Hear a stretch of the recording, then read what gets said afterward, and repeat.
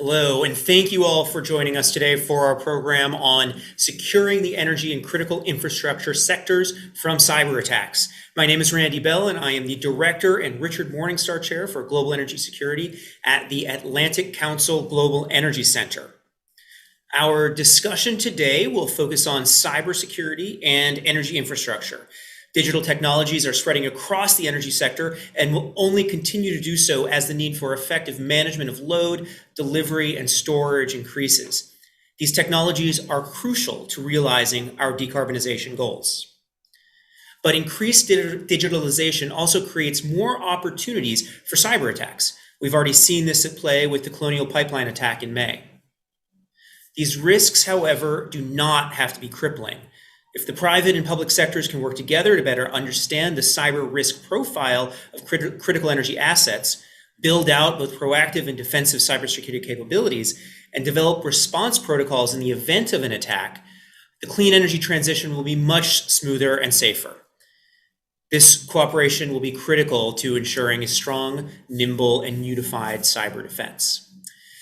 To discuss these issues today, we have a remarkable set of panelists, as well as a keynote from former Secretary of Homeland Security, Jay Johnson. But before we jump in, I have a few reminders for our audience. First, you can follow us on Twitter at AC Global Energy and use the hashtag ACEnergy. We are on the record, currently live streaming on YouTube, Twitter, Facebook, and C-SPAN 1.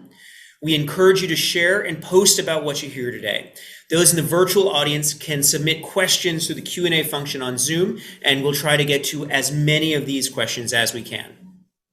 So without further ado, I'd like now to give the floor to Secretary Jay Johnson, the former Secretary of the United States Department of Homeland Security, for his keynote remarks.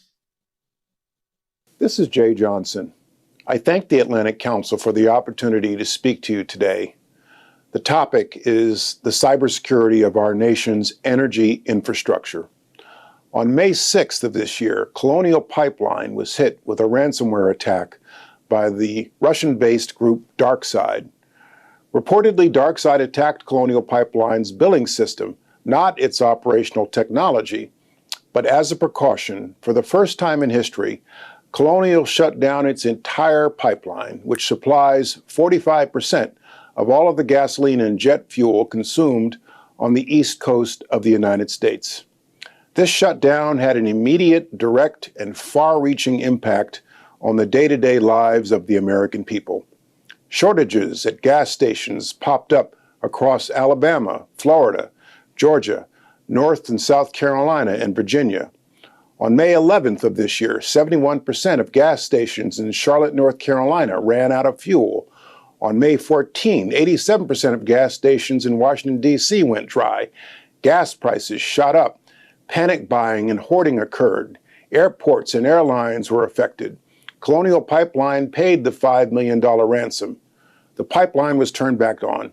But one ransomware attack directed at one company had far-reaching consequences to our nation, its people, and its national security. It was as if one water main break in downtown Houston, Texas, caused kitchen faucets to run out and run dry in Arlington, Virginia. Or as if a single pothole on the runway at Atlanta Airport had delayed every commercial flight in the southeastern United States. This wasn't the first cyber attack on energy infrastructure, and it won't be the last. In 2015, Russian hackers attacked the power grid in Ukraine, leaving 225,000 people in the dark. In 2012, Saudi Aramco was hit by a cyber attack, likely by the government of Iran, which forced the then world's largest oil company to shut down 35,000 computers and go back to operating with typewriters and fax machines. In February 2021, a hacker infiltrated a water treatment plant in Florida, attempting to increase the water supply's sodium hydroxide to alarmingly dangerous levels. In August 2021, a nation-state attempted a cyber attack on the port of Houston, the largest container port on the Gulf Coast. The cyber threat to our energy infrastructure is real and growing. Indeed, it's not just a threat, it's our current reality. For For 3 years, I served as Secretary of Homeland Security. As a New Yorker who was present in Manhattan on 9/11, and after 4 years as the senior legal official for the Department of Defense, I came to the job at DHS as Secretary with a counterterrorism bent. I told my staff at DHS that counterterrorism needs to be the cornerstone of our mission. I soon learned that a building can have more than one cornerstone, and that cybersecurity needs to be another cornerstone mission for DHS. Cyberspace is the new 21st century war zone. As reported by the New York Times just a few days ago, the government of Iran and Israel are actively engaged in covert cyber warfare right now. Cyber attacks are replacing kinetic attacks. Covert actors are replacing conventional state actors. U.S. Cyber Command now exists alongside the combatant commands of our nation's military. A cyber attack on our nation's energy sector, or any other sector of critical infrastructure, must be viewed as an attack on the nation itself, warranting a national response. Under U.S. law, critical infrastructure is defined as, quote, systems and assets, whether physical or virtual, so vital to the United States that the incapacity or destruction of such systems and assets would have a debilitating impact on security, national economic security, national public health or safety, or any combination of those matters, end quote. As declared by the Department of Homeland Security, there are 18 critical infrastructure sectors in this country, including the defense industrial base, financial services, transportation, energy, water, and nuclear reactors. Just before leaving office in January 2017, I added election infrastructure to the list as a subsector of the government facilities sector. Our government goes to the trouble of declaring these assets critical infrastructure for a reason. In the energy sector in particular, assets of critical infrastructure are becoming increasingly interconnected and increasingly vulnerable to a cyber attack of widespread consequences. And just as every organ of the human body depends on a healthy heart, all of the other sectors of critical infrastructure depend on the energy sector.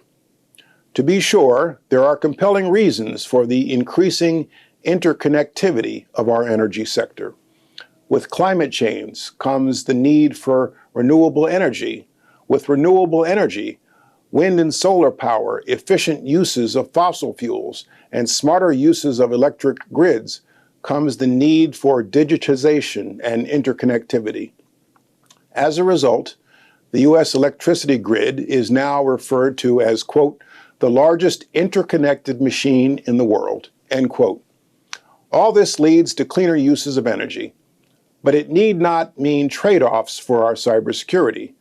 With the recent passage of the new bipartisan infrastructure law, nearly $2 billion will be devoted to making our infrastructure more resilient against the impacts of cyber attacks. But there are other things we must do to strengthen the cybersecurity of the energy sector and other sectors of critical infrastructure in this country. First, and perhaps the easiest, least expensive, and most obtainable solution, a quick fix: continue to raise awareness about the threat of spear phishing. Many of us know what spear phishing is, but many still fall prey to it. Spear phishing occurs when a system user is lured into responding to an email from a bad cyber actor posing as a benign and familiar caller. And once the user answers the knock, opens the door, and lets the bad actor into the secure zone, the bad actor can pose as almost anyone for any purpose.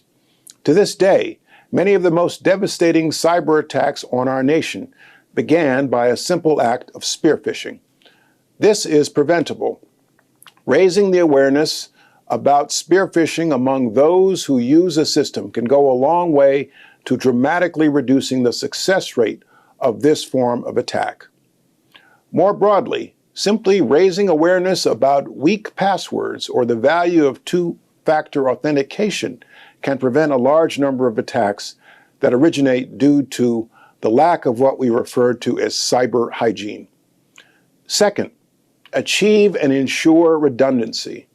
Whether it is the ability to count ballots or control a pipeline, redundancy is key. This is not a new concept. Like the retention of paper ballots after an election, some call for backup manual control of power grids and pipelines. This may not be doable in all circumstances.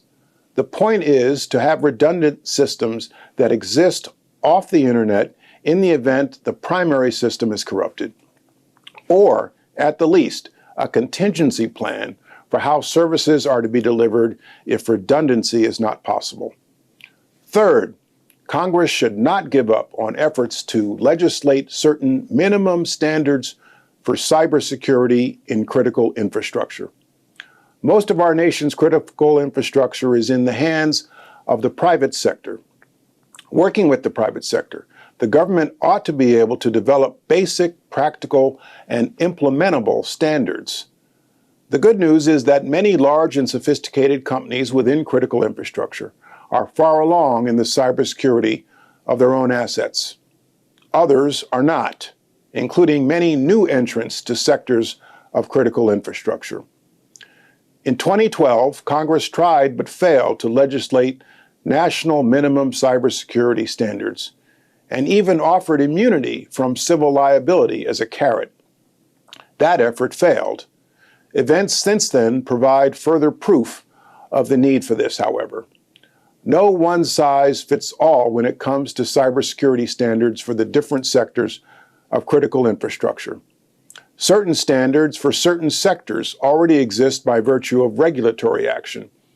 Congress should empower regulators of each sector of critical infrastructure to do more. Successive administrations, including the current one, have undertaken to regulate cybersecurity by executive action. This is no substitute for laws passed by Congress.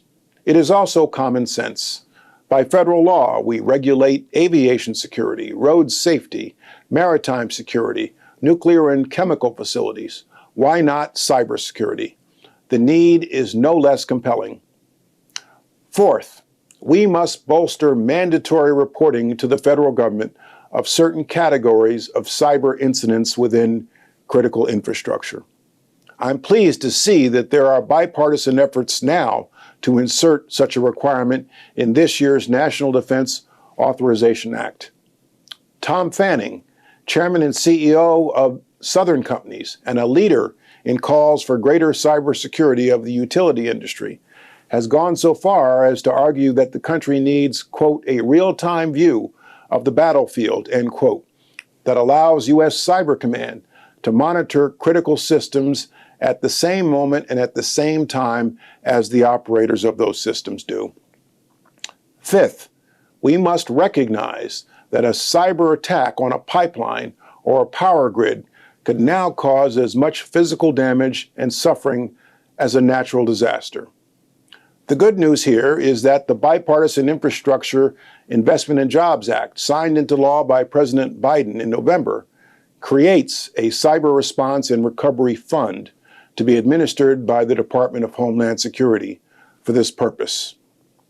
Sixth, I join the many calls for the education, recruitment, and retention of a cyber workforce to meet the urgency of the current cyber threats. Exchange programs between the public and private sectors should be encouraged. Given the current threats we face, why not a national cybersecurity college or university for both civilians and military, funded by the Departments of Defense and Homeland Security, to exist alongside military academies, the National Defense University, and the National War College? Seventh, and finally, we must make it clear to the world that, in the eyes of the United States, a cyber attack from overseas on our nation's critical infrastructure may rise to the level of an armed attack on the nation itself, warranting a military response, as the term military is now understood in the 21st century. In reaction to the terrorist attacks on 9/11, our government reshaped itself to go to war against terrorist organizations. We reshaped how we think of war. We recognize that warfare can be conducted against unconventional non-state actors, and that conflict against non-state actors may not be limited to the boundaries of a particular nation. As I said before, cyberspace is the new 21st century war zone. Covert state and non-state actors launch cyber attacks from overseas on our critical infrastructure that have the potential to cause death and destruction to the same extent and in the same manner as an airstrike or a terrorist attack.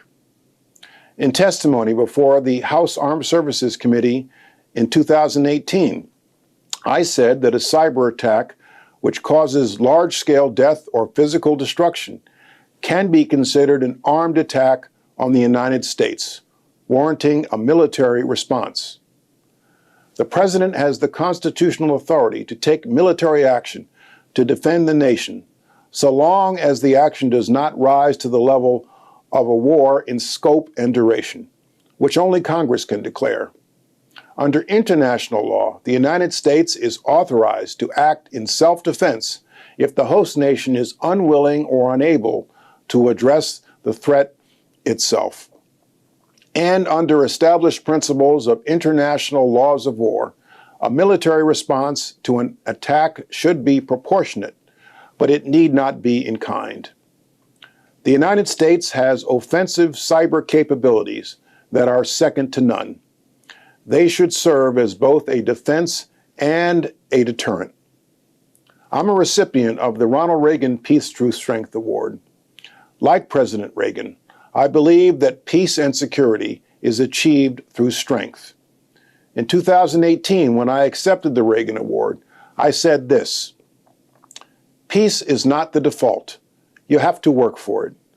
Peace is the goal toward which the human race must continually strive, but it is not the natural state of affairs across the globe.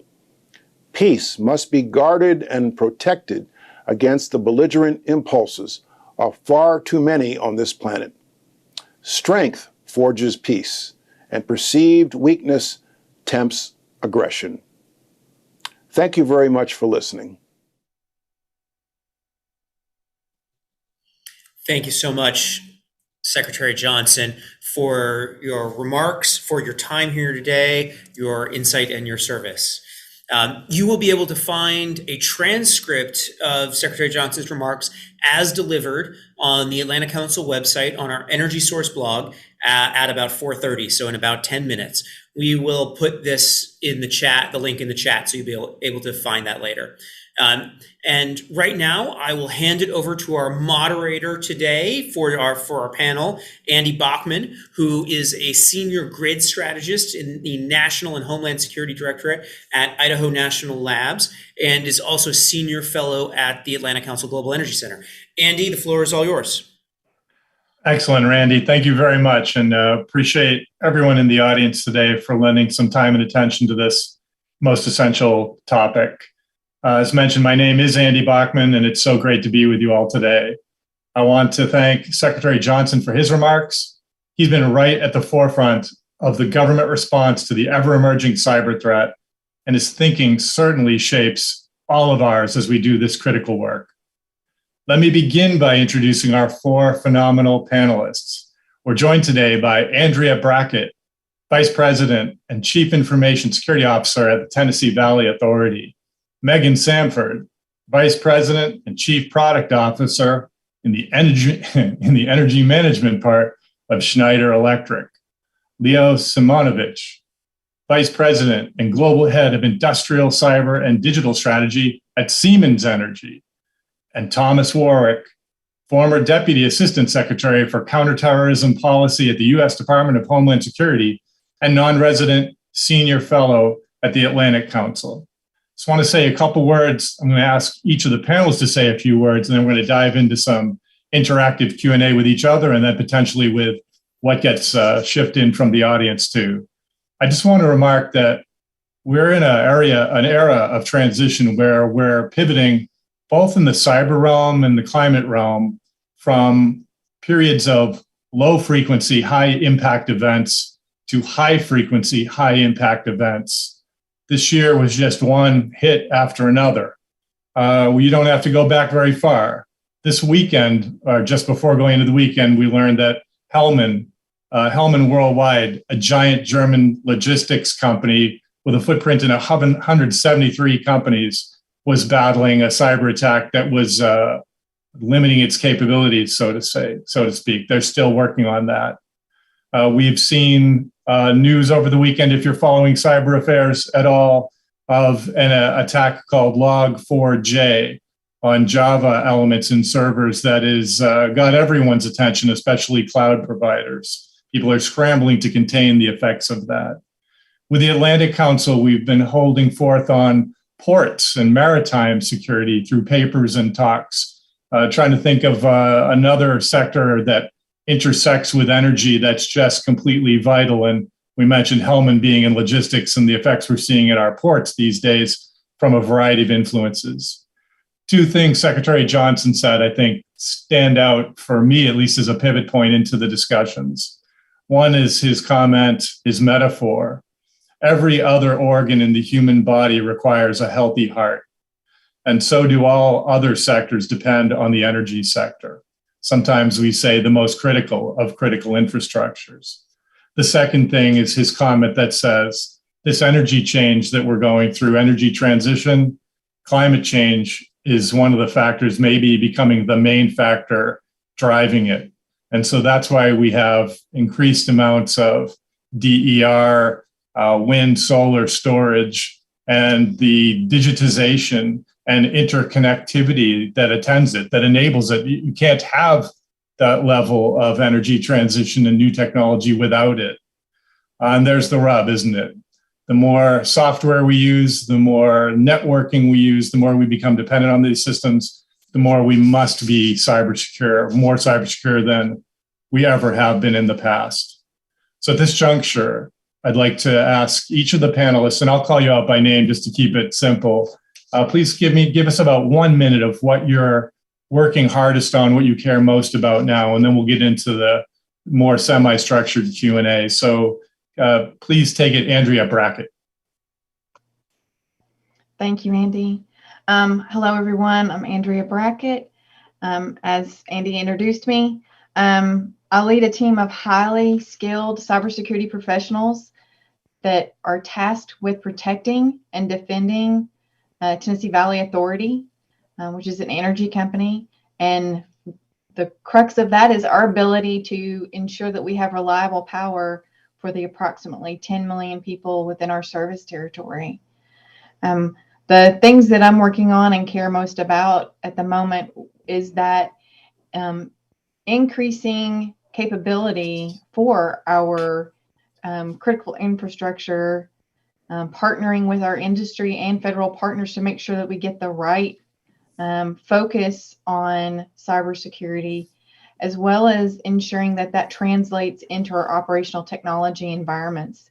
That's been an area that's lagged somewhat, especially when you look at the age of infrastructure and the expectation of a life of different generating and transmission capabilities. So we're focused on making sure that we're doing the right things in all those environments.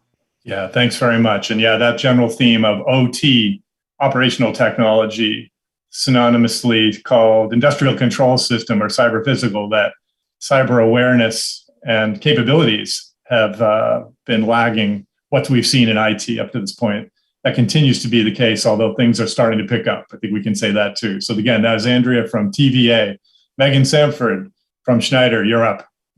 Great. Thanks so much, Andy. And thank you again to the Atlantic Council for inviting me here today with this group of panelists. So as Andy mentioned, I'm Megan Sanford. I'm the Vice President, Chief Product Security Officer for the energy management business of Schneider Electric. So I am obsessed with producing secure products and secure systems, and that's really where Schneider Electric plays a unique role in terms of cybersecurity, as well as the intersection of decarbonization efforts. I also have a few different roles outside of Schneider Electric. I am the co-chair of the Department of Homeland Security Control Systems Working Group, and I am also the chair of the International Society of Automation Global Cybersecurity Alliance, of which many of our viewers, I'm sure, are members there. And in my spare time, I founded an effort called Incident Command System for Industrial Control Systems, which seeks to apply the internationally recognized FEMA Incident Command System framework for use in organizing cybersecurity responses, both in the private sector and the public sector, in hopes of getting the two to be able to work in a common and consistent framework together. And thank you again for having me today.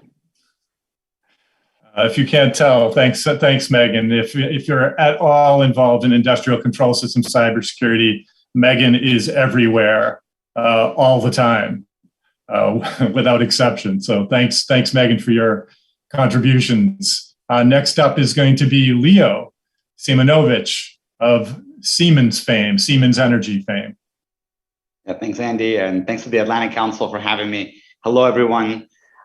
So Siemens Energy is at the heart of the energy transition to help move the system towards a cleaner, more reliable, hopefully towards a push and help solve and contribute to solving the climate change challenge that we have underway. At the core of that, of course, is digitalization and software.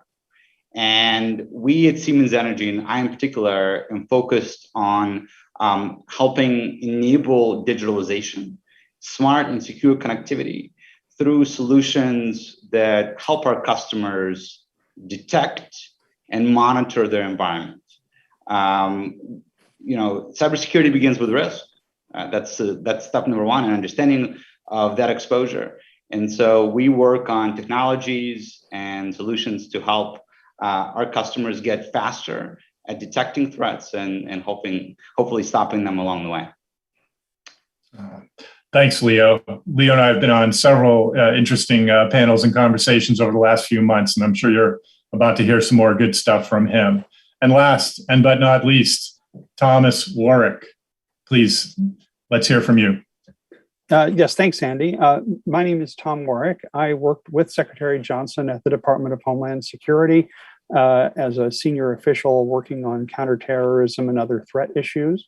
And so all of the threats that Secretary Johnson spoke to are certainly very real in my professional experience. I now head up here at the Atlantic Council the Future of DHS project, where we're looking at how the Department of Homeland Security can respond to these challenges, which are among some of the most serious that our country is currently facing. So I'm very much looking forward to today's discussion.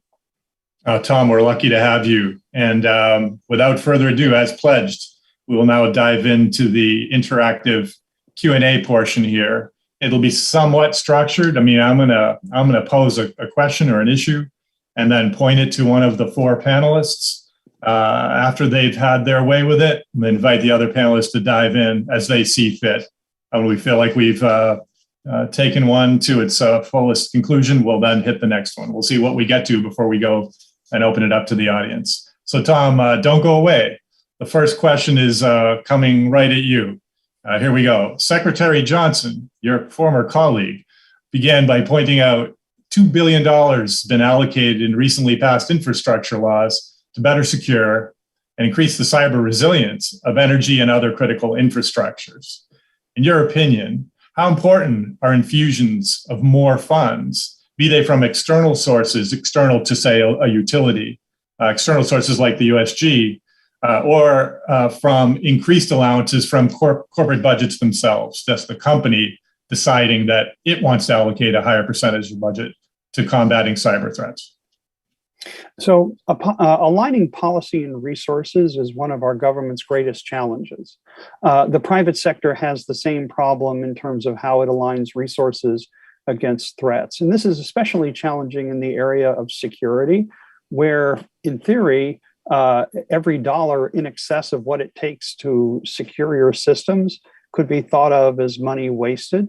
But in reality, The minute a company or business falls short, as Secretary Johnson described, there is a nightmare of consequences that follow that not only damage systems, they damage reputations, and indeed put the country's security at risk.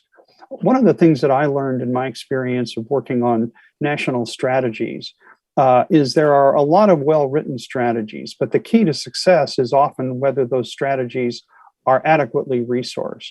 We're at one of those moments when it comes to cybersecurity of the energy sector. We're really looking to try to understand how much will it take to provide security. And we're not just talking about small-scale hackers or indeed criminal gangs. We have to worry about what it would be like if, in the course of China trying to hypothetically invade the island of Taiwan and strike out through cyber means at the United States to knock our military offline for a critical period, the kinds of things they would attack are no longer naval bases in the Pacific only. They also include our cybersecurity systems.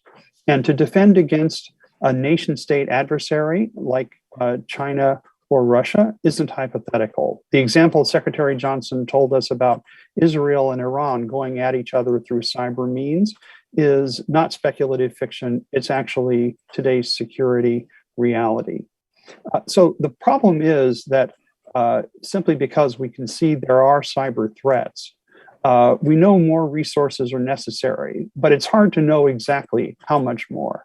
CISA, for example, the Cybersecurity and Energy Security Agency, is currently about a $2 billion a year organization. And that money gets divided up between cybersecurity and CISA's other major mission of critical infrastructure protection.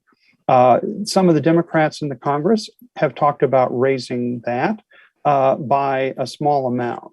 At the other end, you have people like Representative John Katko saying CISA needs to be a $5 billion organization within 5 years. And the question really comes down to not just that more is necessary, but how much more. And then the final point I wanted to make, Andy, is Homeland Security is an enterprise. It's not just one department alone that's responsible. Secretary Mayorkas, as Secretary Johnson before him and his other secretaries, always thought of Homeland Security as something has to be done through partners. So in the case of cybersecurity of the energy sector, it's DHS, it's the Department of Energy, the Department of Defense. State and local governments have a role, and especially the private sector. Everyone needs to work together. And that can't just be a slogan. It can't just be a phrase, whole of government or whole of society that falls easily off the lips. What this really means is that strategies and resource decisions have to align. They have to mesh with each other.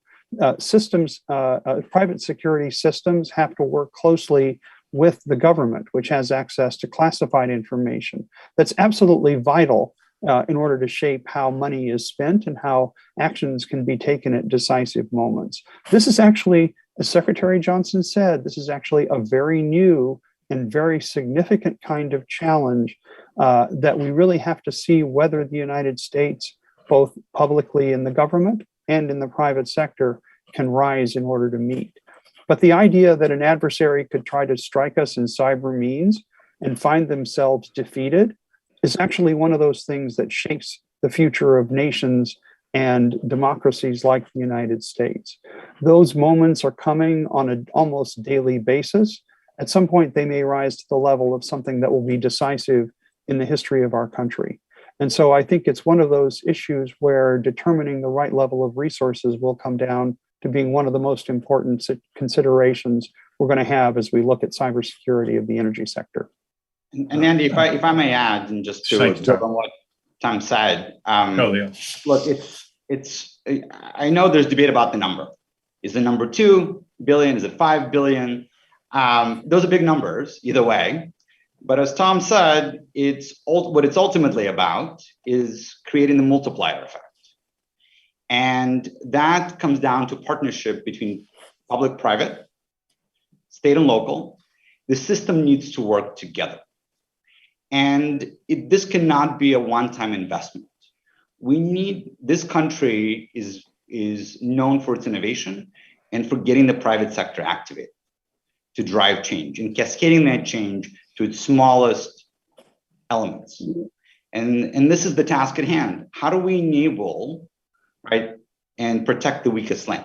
And do that continuously as we measure risk.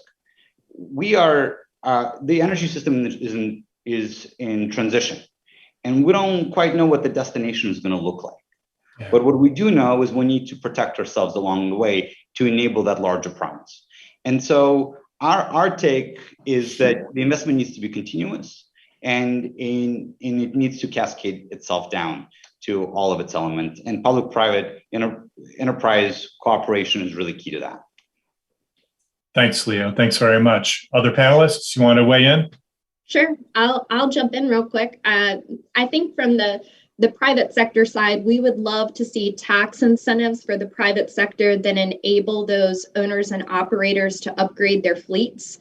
If we talk about really critical infrastructures, basically being at the front and center of our way of life, we have to consider industrial control systems to be the heart and lungs that power those critical infrastructures. And with that, when you talk about industrial control systems products, many of these products were built 20 or 30 years ago without security built in. We call this secure by design. And so if we're able to essentially provide tax incentives to upgrade the fleet, we'll achieve two things. We'll achieve better use of the data that's coming off of these systems to get to decarbonization. And we'll also have more cyber secure solutions out there. When you see companies reporting and being transparent about vulnerabilities and equipment, this is really a trailing metric because it gives us a good indication of the state of industrial control system security 5 or 10 years ago. But the newer products and systems are being built very intentionally following standards like IEC 62443 with security built in. And that's really going to make an impact today as well as an impact 5 years down the road. I often say in cybersecurity, we're trying to save the world 10 years from now. The reference to we can get into standards, but we won't do that too much. But the reference to this particular one, IEC or ISA 62443, a suite of security standards for many different types of entities, but products themselves too.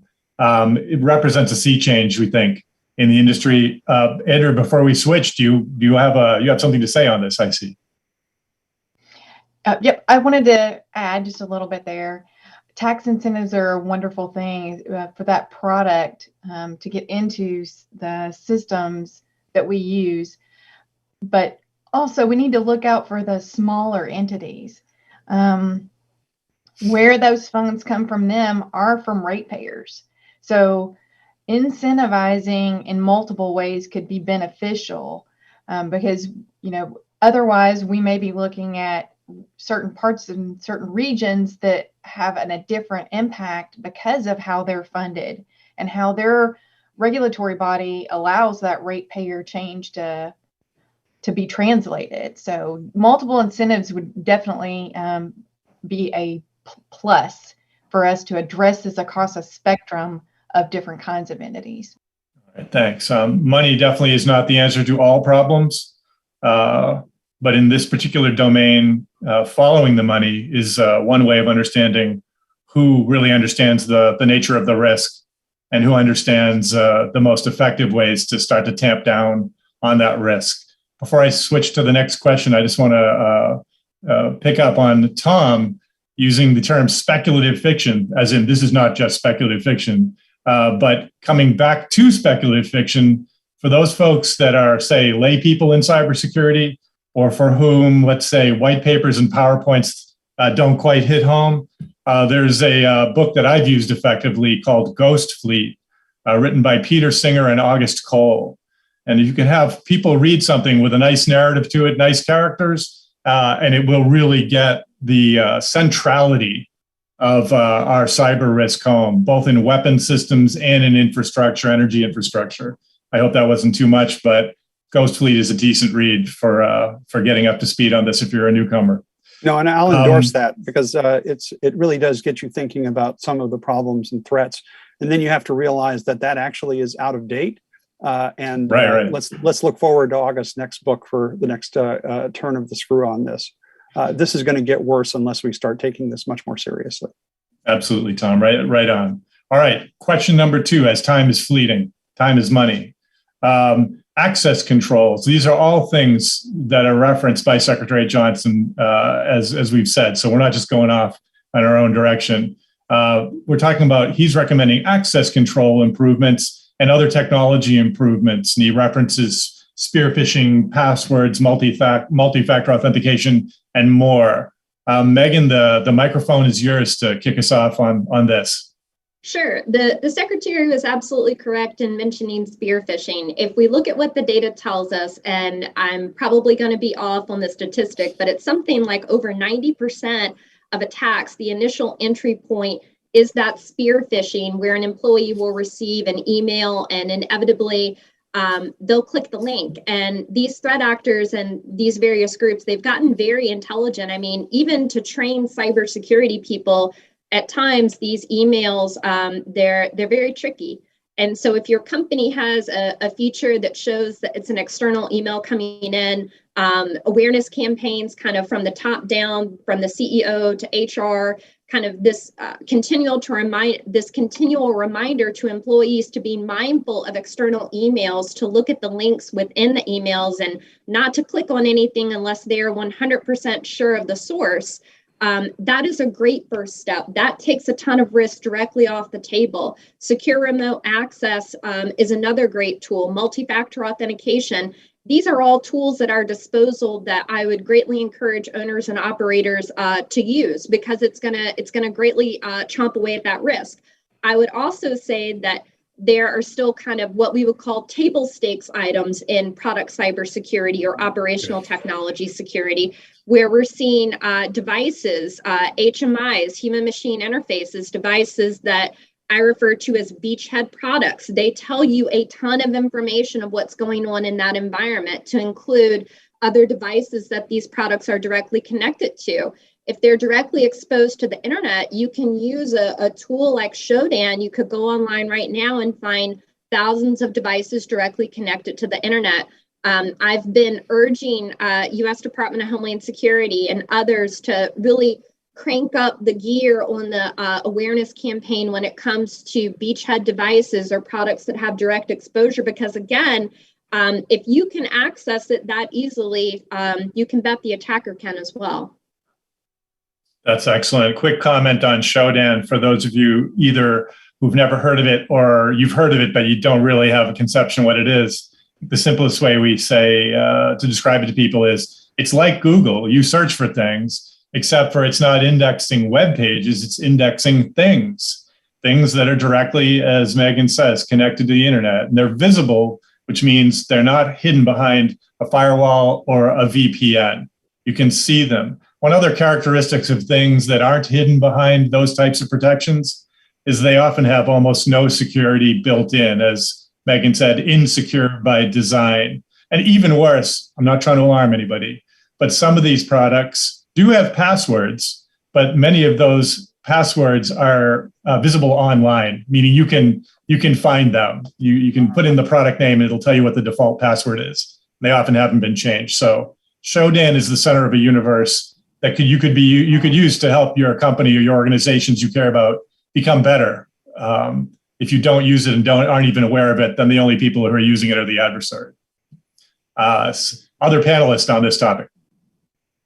I'll be in here. Please go ahead, Andrea. So great points, most definitely. I think the other added benefit of that user awareness and training folks how to use security controls within your businesses, they take that home.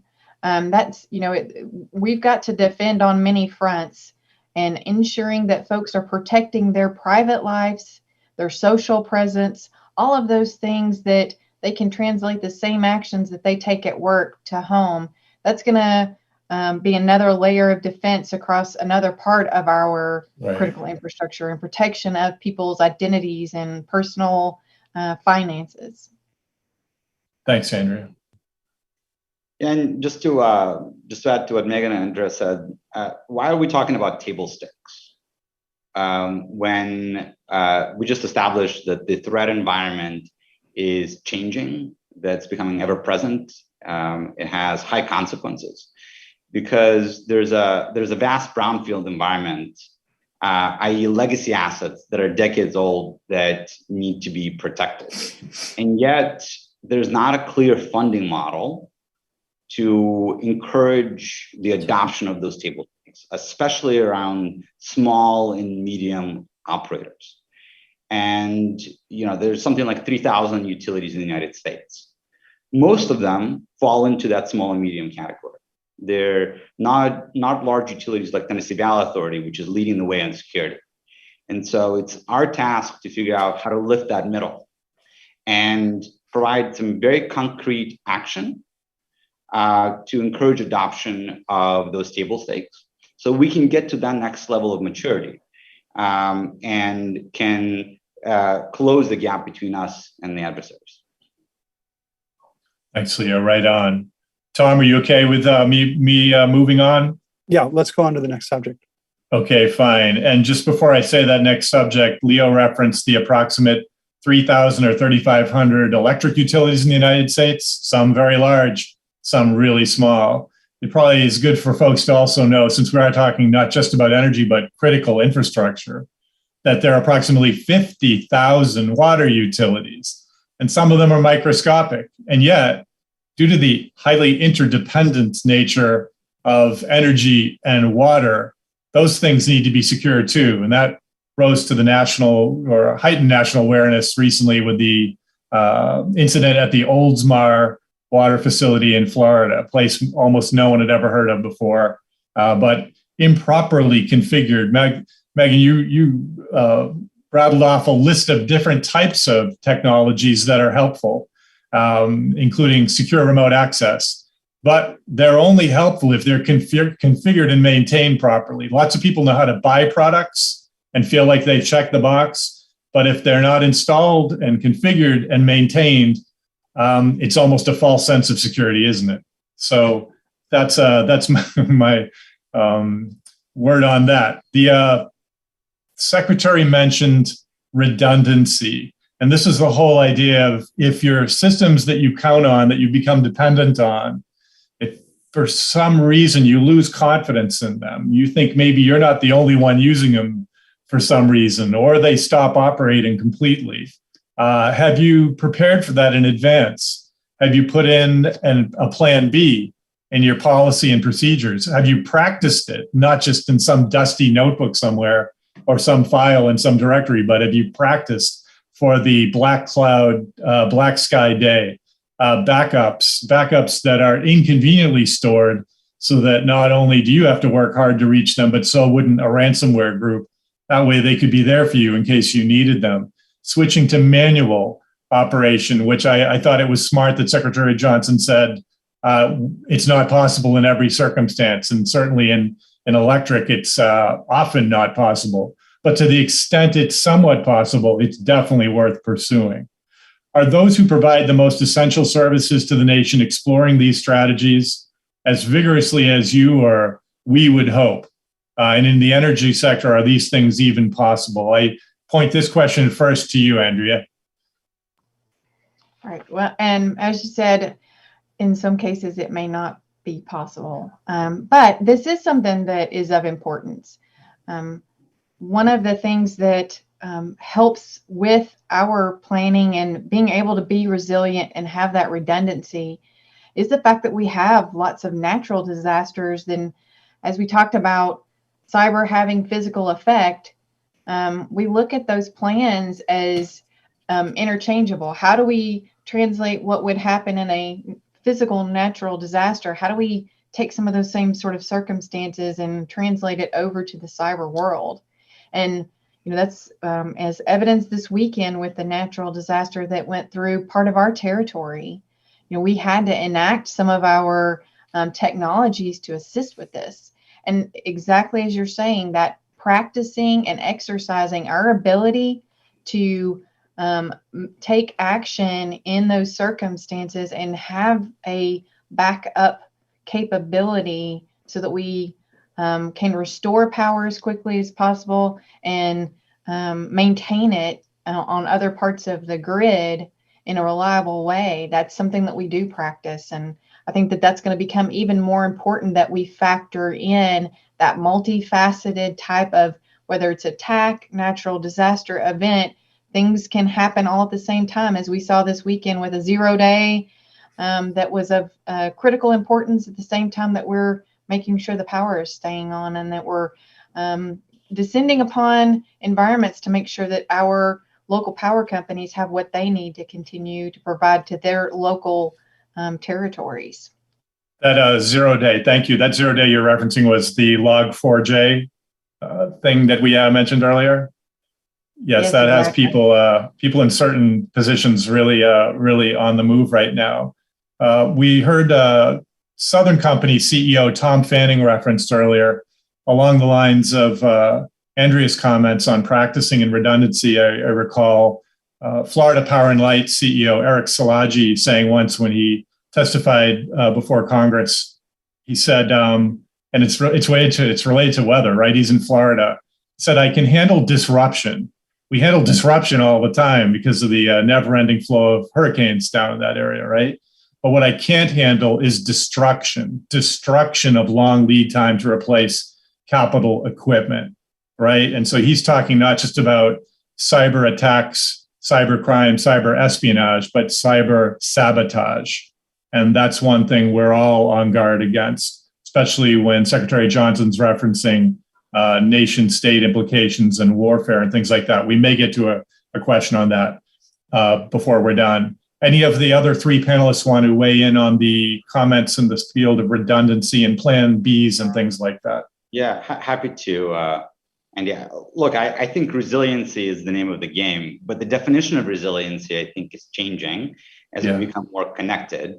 Cyber and physical worlds are converging, and commands that are sent in the digital world have real world consequences, and multiple factors, whether it's natural disasters plus a cyber attack, can converge all at the same time. And so the question is, what do operators do about that? We established first and foremost that public-private partnerships are important. Why? Because of information sharing and the ability to get to detection faster. The second reason it's important is because of mutual aid and ability to come together and respond. If you're an operator out there and you don't have a phone number for your major OEM supplier like Siemens Energy, you don't know how to call, that's a problem, because it's not a question of if, it's a question of when there's going to be a cyber attack in your environment.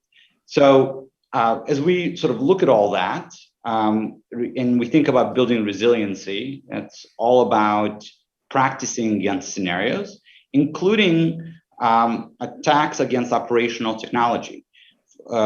Attacks like Colonial, unfortunately, are going to become more frequent. And so we need to figure out how to isolate, how to detect, how to isolate, and how to recover faster. And that's the name of the game. I like your comment about having your supplier, your most important suppliers, phone numbers and contacts on speed dial, and having already developed rapport with folks so that when the day comes, as you said, it will come, you're not saying, who are those people again and who do we call? I advise folks to also be in touch with, in terms of public-private partnership, their local FBI office. I've been talking to the folks here in Milwaukee and getting a feel for to what extent they are already in good communication with folks who one day may need to lean hard on them. And it seems like that's happening here. I don't know, it's probably varies depending on which part of the country that you're in, but have those numbers ready and have those relationships already built is the general direction. Anyone else on resilience, redundancy, plans B, et cetera? Well, and I want to tie together, Andy, what you just said and what our topic was at the outset on resources. Right on. Because you also need to have your CISA rep on speed dial as well. both to be able to deal with emergency situations, something crazy is going on your network and you need to know right away how much of the company do you have to take down. And you're absolutely right. This is one of the hallmarks of the Future of DHS report, where we said Homeland Security needs to get itself resourced to the level that people know whom to reach out to, and they're not exchanging business cards for the first time when the crisis is started. You have to know and trust who your CISA rep is, who your law enforcement reps are, have an idea of who you need to call in those first few minutes of a cyber crisis, precisely because that can shape the response and thereby save companies untold amounts of money and damage to public reputation. But on the other hand, that also means that CISA has to have the people who can answer the phone when that call comes in. And they have to be regional. They have to be in touch with the customers they serve, meaning the public. And it really is going to be necessary for CISA and other parts of the government to ramp up the number of personnel that are necessary. I mean, we think of fire protection as almost a right that every citizen of a city or even a small town ought to have access to. And yet we don't quite think of cybersecurity in that way. It's time, as Secretary Johnson said, it's time we should start thinking about this as something that is an important part of what government should be doing, and that we resource it and make sure that it is accountable to us, we the people, for doing the things that government actually could be very good at doing if it has the resources to do the job. And then we need to do the same thing with private businesses and with corporate boards and with our local officials and hold them accountable.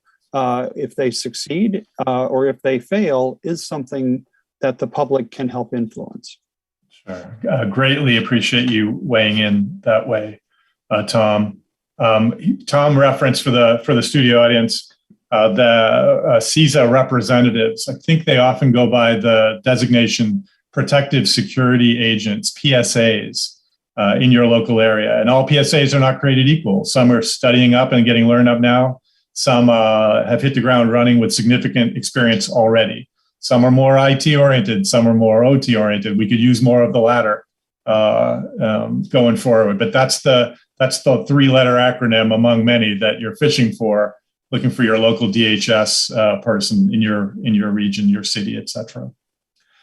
Without further delay, I'm going to move to, we do have some good questions coming in, so I'm going to try to save good time for that. But let's do the United States government imposed standards question from our pre-existing list. Let's touch on that next. I just want to say this part first.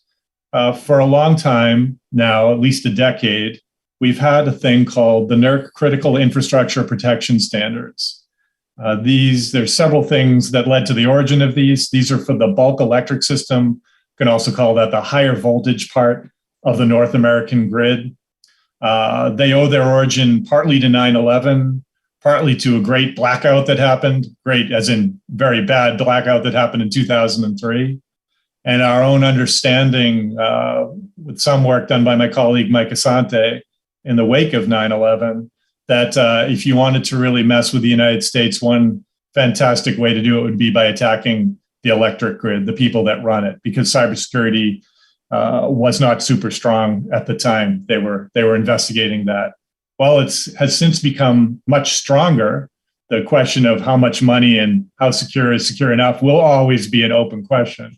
But the NERC Critical Infrastructure and Protection Standards, which are mandatory and which have fines attached to them, have created a floor below which you are penalized if you fall below and you're a utility that provides important services to the grid. And there's another subsector that is regulated with mandatory security guidelines, rules. That's the nuclear energy sector and the Nuclear Regulatory Commission, NRC. But if you get too far away from those, things start to get a lot fuzzier. I testified a couple years ago to the Senate Energy, I'm going to forget what the name of the panel is, ENR, Energy and Natural Resources. And to my side was the head of the American Gas Association. And also to his side was the head of NERC.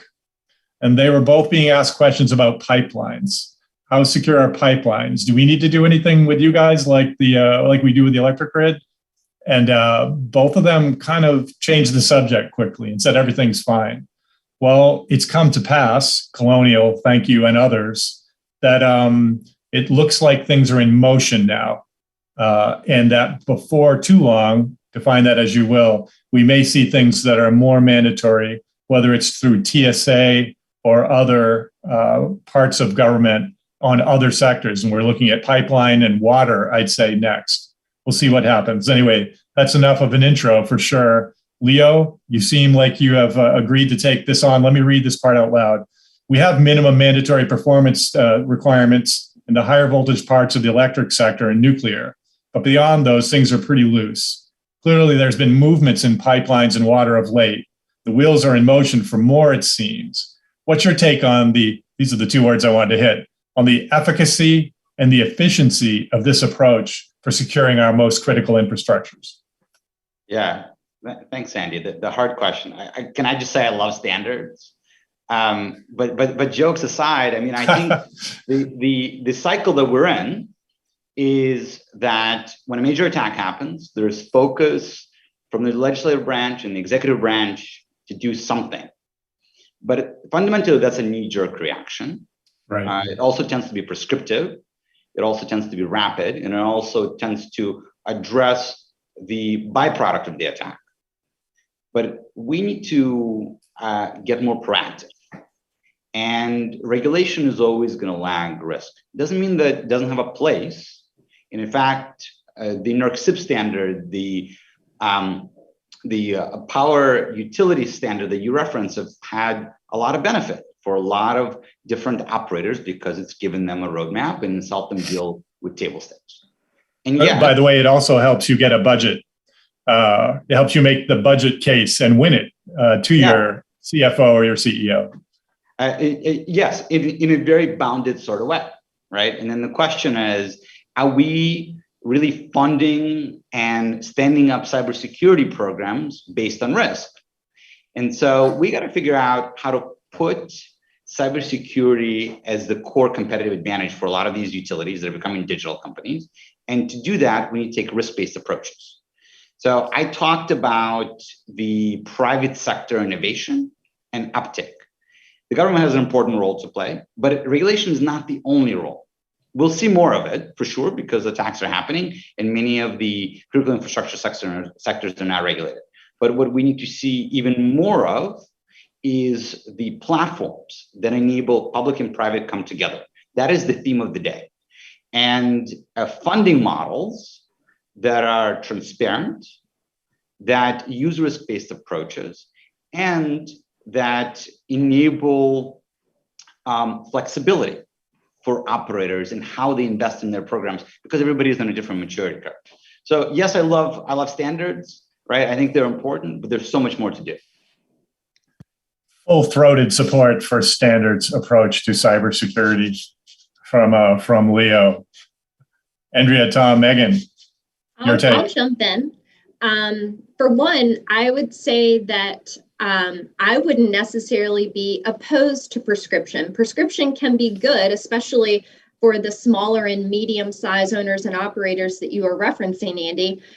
However, I always get a little bit leery of standards that may just address one segment or one industry. And I'll tell you why, because supply chains are so interdependent and the companies that make the products are international companies. I can't think of a company that, just operates within the United States. And so if you look at it from the supplier standpoint, the owner operator standpoint, and let's not forget the integrator standpoint, the people that in many cases are hopefully securely deploying the equipment. You brought that point up early, Andy, in that we can make secure systems and products, but if the products and systems are not deployed and configured securely, that kind of thwarts our efforts altogether.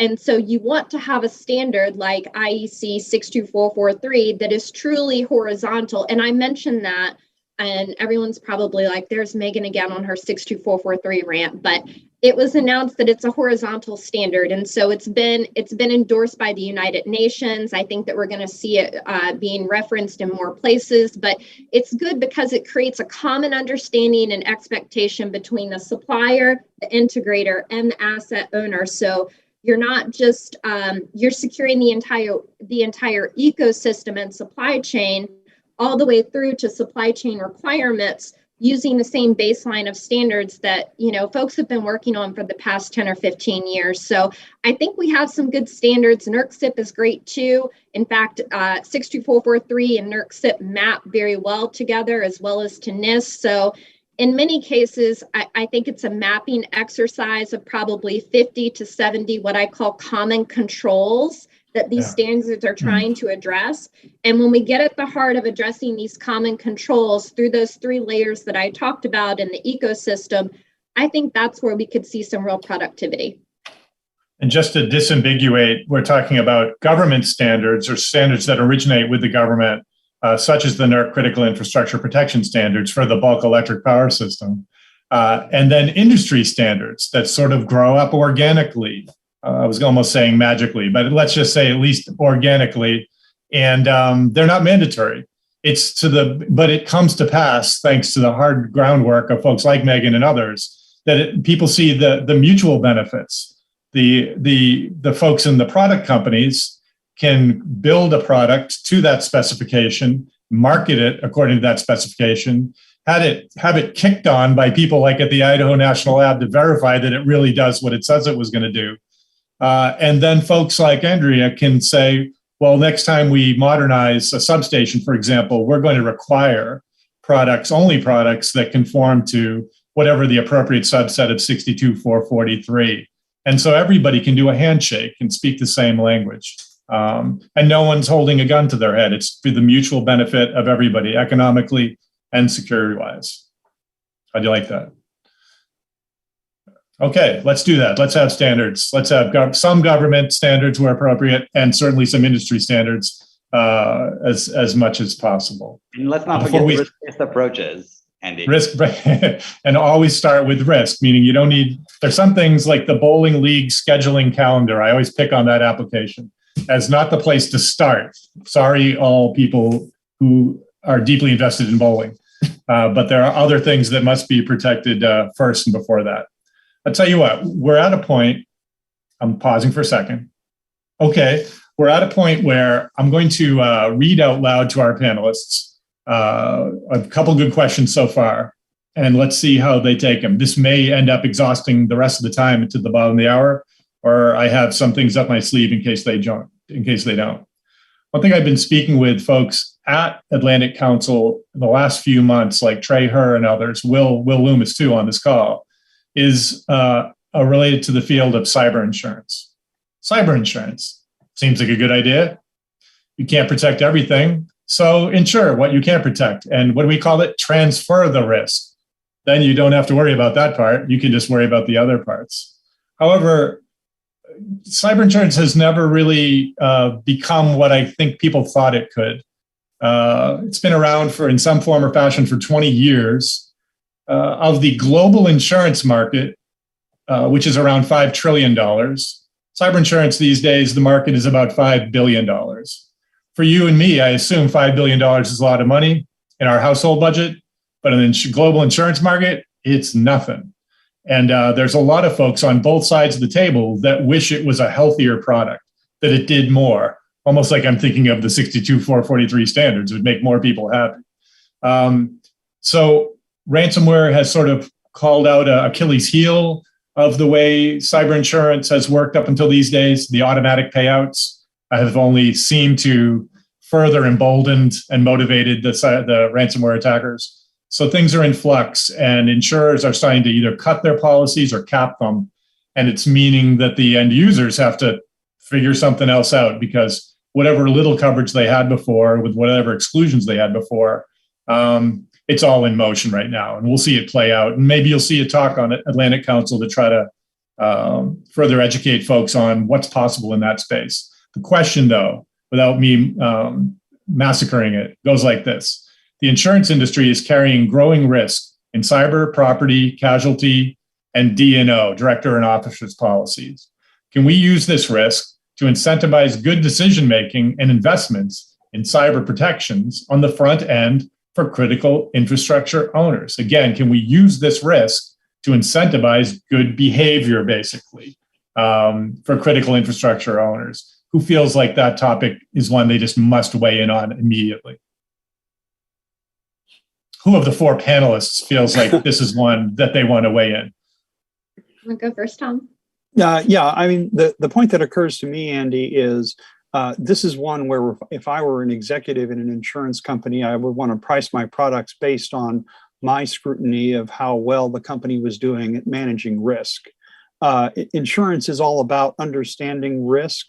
And indeed, certainly in areas like maritime and casualty insurance, they have a much better sense of the risks of things like climate change than the general public does.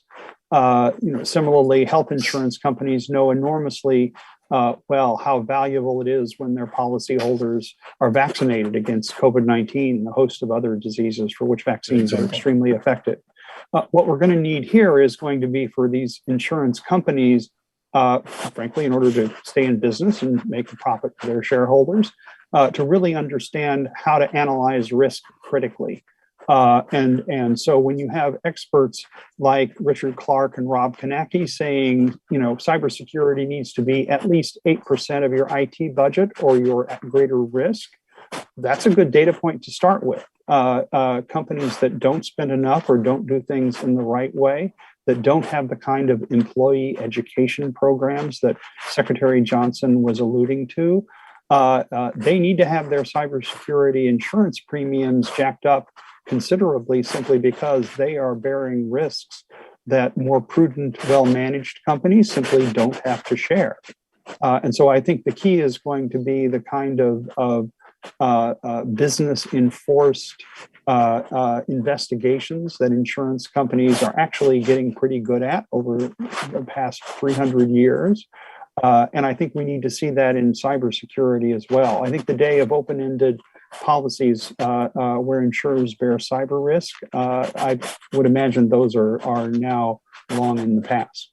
And I think it's going to take some informed decision making by insurance companies to make sure that their products are priced fairly, and that just as smokers bear higher insurance rates for health insurance, companies who do the equivalent in cybersecurity of smoking are going to end up needing to pay a lot more in order to be protected.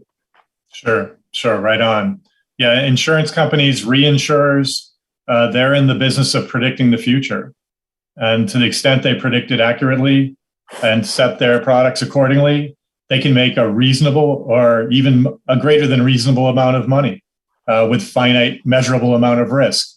To the extent they can't predict the future accurately, by understanding, quantifying the risk to their customers, they put themselves in peril. They put the business in peril anyway. And so that's the game that's playing out in that space right now. Other panelists? Sure. I think, and I echo everything and agree with what Tom just said. And I think at the heart of it is that we're seeing this play out where insurance companies, their business model is based on finely calibrated models of risk, okay? Right, and when you have traditional natural disasters like Andrea was referencing earlier, we have centuries of historical data on to calculate the likelihood of a hurricane striking a building at a particular time. We have those risk models. Cybersecurity is not treated nor studied yet as a formal disaster discipline. I actually started my career out initially as an emergency manager, so I have a different perspective I bring to the table, but to the extent that we can, especially, and I'll bring this up as well, incident reporting and studying when cyber incidents happen, why they happen, who was behind it, the cause of it, just like we study natural disasters, just like University of Chicago has the Correlates of War Index. There are disaster sciences that have been able to be studied by the best minds with free data across the world. We don't have that benefit in cyber, and that's why no one feels really confident on the calibration of the risk models.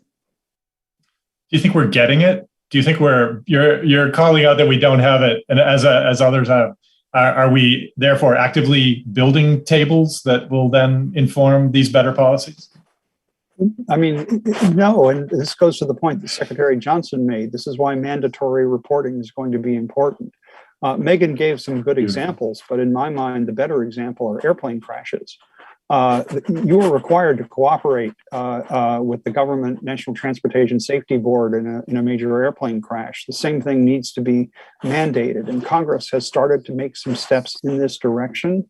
But the time now is to make this mandatory and to make this an expected part of any cybersecurity incident. And while it may be painful and frankly embarrassing for the companies who get, in effect, get caught with their pants down, I think we need to take the societal view that this is actually what it's going to take to defend the United States against attacks by criminal organizations and by hostile nation states that are intent on doing us harm. And if being embarrassed, is something that it takes, then pretty much you have to sort of accept that for the good of the country, and then vow to yourself and your shareholders never to let it happen again. Yeah, well, I like the way you tied one of Secretary Johnson's, top recommendations in mandatory reporting into the conversation in a way that really would behoove the cyber insurance industry. I'm not sure if those things are linked in everybody's minds, but you could see how that could play out. If you could have some confidence that most of the successful, there's attacks, which is somebody trying to do something, and then there's a successful attack where damage is caused in some form. And capturing that information really could help build the types of historical knowledge from which better products, risk could be better understood and better products could be derived. And I think when that happens, people, as I said, on both sides of the table will be happier. It could be a much bigger business on the insurance side, and the folks that are transferring their risk would be doing so with more confidence that there wouldn't be exclusions that would ultimately turn it just into a feeding frenzy for attorneys when a breach is reported, right? That's what's happening. That's mainly what's happening now because of the way the language works. I have another audience question. Okay, it goes like this. On planning exercises, planning/exercises, how can real world exercises, for example, DoD's Black Start exercises, that's a grid comment, assist with increasing awareness of cyber threats and the need for practicing response plans? So I think of GridX, run by Ryan Nurk, run recently and run, I think, in its 6th or 7th iteration. But just generally speaking, you can point to the actual concrete one. How do real world exercises assist with increasing awareness of cyber threats and preparation in response? Andrea, your face has flashed in front of the screen. Does that mean that it's you? I think I would be more than happy to talk about this one. I think that the more realistic that we can conduct our practices and exercises, whether it's internally to our companies or in forums with our energy partners, our suppliers, the better capability we build. But then that muscle memory around how we respond to events, that's something that we take in consideration. We're definitely participants in GridX and have participated in other energy sector related events, but internally we take a look at what happened with Colonial, what happened with the things we see, either that's publicly known or shared within federal space or industry, and then translate that to something that we try out ourselves. So right. Most definitely feel like that is for us a best practice to translate what we're seeing to make sure that we've thought through and are learning from the lessons of others. And you said, I think one of the first words you used, if I heard correctly, was realistic. You try to practice and exercise in as close to realistic environments as you can without causing trouble for your customers. Correct. I mean, I think, another part of that is the use of folks that come in and test your capabilities. So not only exercising in a controlled format, but having folks do things like penetration testing to your environment. And do your incident responders detect that? Is your capability such that you can see what would be happening to you and how you would respond? Those types of exercises are highly beneficial to ensure that you have the right types of technical and process controls in place to respond to actual realistic events. Okay, great. Thank you very much. Other panelists? And just, to pick up on Andrea's point, it's really about involving the whole organization in the exercise. Because in a real incident, especially around operational technologies, you're going to have folks that run the plants, you're going to have executives involved, CEOs are going to have to make the calls, right, on whether, say, to pay ransom or not. A recent example, right? And also the security team in the middle in various forms.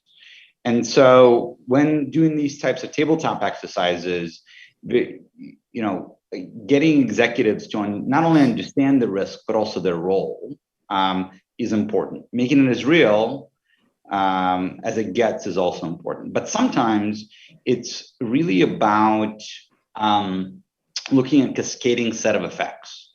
So starts as something that's unknown, somewhere out there, maybe it's a malfunction of our operational system. Could be a cyber physical attack that starts in the physical world and then quickly, especially if it's insider threat, cascades out to the digital world. So it's really important to start with variables and that sometimes are what we would consider to be black swan or unusual. And lastly, I'd say doing it in a way that that's based on your ability to monitor and detect, which is the tip of the spear around exercising that muscle memory that Andrea talked about. Yeah, that's great. I just want to make a quick comment on GridX again, for those of you unfamiliar or semi-familiar with it. I was involved in the first few of them, and it's partially an exercise that's played out by electric utilities across the country, across the continent, in a 2-day exercise that simulates threat actor attacks and with various effects. And you get to practice, like Leo and Andrea are saying. But I noticed that there's a second part, which happens on the second day, called the executive tabletop. The ones that I was at recently, as a fly on the wall mainly, was the people that were there were seniors from DHS and DOE and FEMA for response. Sometimes there would be a DOD rep. The utilities were represented by trade groups like EEI and NRECA and APPA. Sorry for those letters. Tom Fanning would always be there as the fearless, charismatic leader on that side of the table. And I just remember them, over the years, they tried to broaden. They'd bring in folks at the state level and the National Guard. They'd recognize that there were cross-sector interdependencies. So maybe they'll bring in somebody from water or ONG.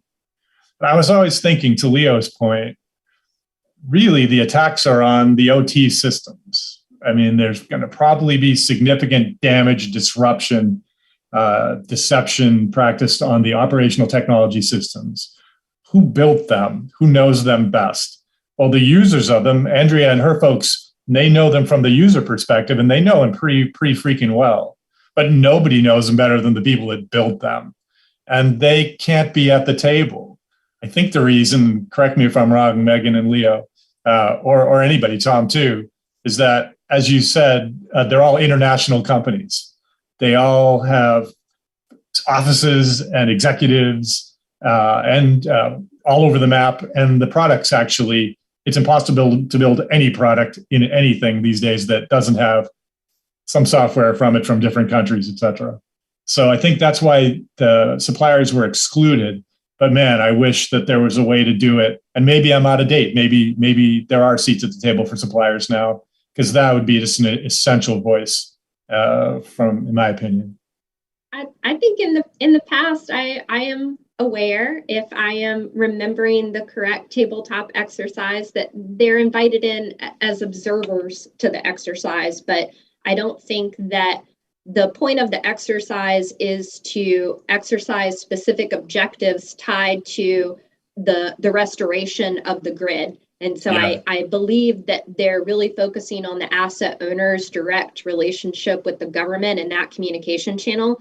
But I believe that suppliers have been invited in as observers, but they were not the intent of the exercise. But rounding off on the exercise topic, because I love tabletop exercises, because I love incident response, is that I don't see tabletop exercises used in like their purest form. I see them used in many cases to educate participants on the response plan, to educate the executives on the response plan, rather than actually testing the response plan, right? Because you want to run the tabletop to fail the tabletop, because you want to run such a hard exercise that you identify the key gaps in your response plan that you want to go back and fix in the after action. So to all of you all out there, don't be afraid to run hard tabletop exercise. Don't be afraid of failing in front of your leadership. That's actually the goal, is to fail.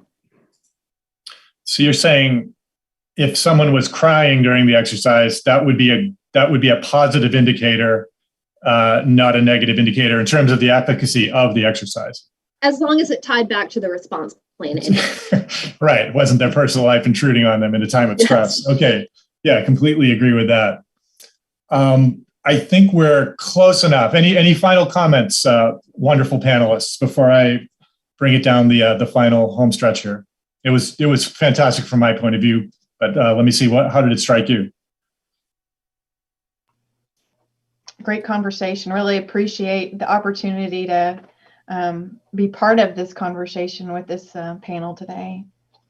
All right, and good luck with everything in your region, Andrea, following that incredible wave of tornadoes. All right, I will take that silence as affirmation that you got your points across, you felt like you had fair airtime, and that you pretty much are ready to move on to the next thing in your life. So here we go. Unfortunately, our time together today is coming to a close. Does it seem like I'm reading from a script? Thank you, everyone, for tuning in today. And thank you to Secretary Johnson and all of our panelists for their time and insight. I would also like to thank everyone who helped put this event together, including my friend, Will Loomis, Andrew Gumbiner, Randy Bell, Olga Kakova, Ameya Hadap, who helped a lot with this one, Trey Herr, Laura Macedo, Eamon Coughlin, and Jackson Styron. If you'd like to re-watch this event, a cached replay will be available on the Atlantic Council Facebook, YouTube, and Twitter accounts. We encourage you to share with colleagues and friends all of those things. Thanks for now. Thanks for joining us. Have a great rest of the week. And if we don't talk again till then, have great holidays too. Thanks again. Thanks so much.